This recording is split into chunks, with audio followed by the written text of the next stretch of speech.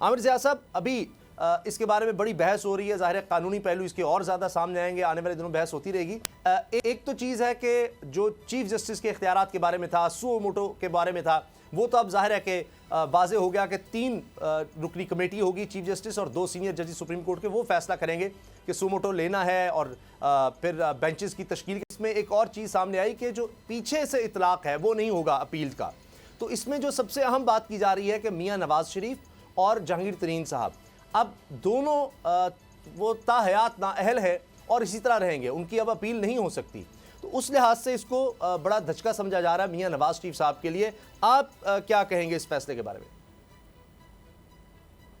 دیکھیے، بڑا شدت سے انتظار تھا پوری قوم کو کہ جی اس پہ کیا فیصلہ آئے گا، اور جو میں سمجھتا ہوں کہ ایک الزام لگایا گیا تھا گزشتہ پارلیمنٹ کے اوپر کہ انہوں نے کچھ لوگوں کو فائدہ پہنچانے کے لیے، خصوصاً نواز شریف صاحب کو فائدہ پہنچانے کے لیے اس قسم کی قانون سازی کی ہے،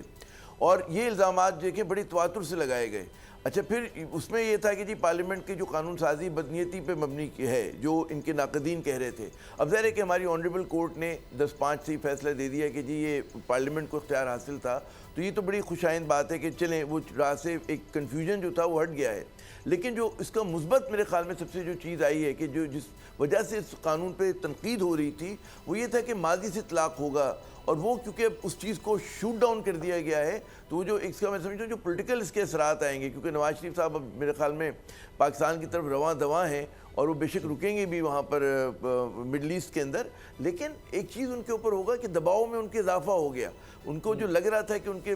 سامنے جو ہے ہر جو ہے راہ کھلتی چلی جائے گی، اب مجھے نہیں لگتا کہ ایسا ہوگا، تو ان کو قانونی چیلنجز جو ہیں ان کے بدستور ہیں، اس میں ظاہر ہے کہ ہو سکتا ہے کہ ان کے ساتھ کچھ مہربانی کی جائے، لیکن اگر میرٹ کے اوپر فیصلہ ہوتا ہے تو ان کے لیے چیزیں جو ہیں اسامہ صاحب اب آسان نہیں ہیں، اور یہ چیز جو ہے میں سمجھتا ہوں کہ جن لوگوں نے بھی اس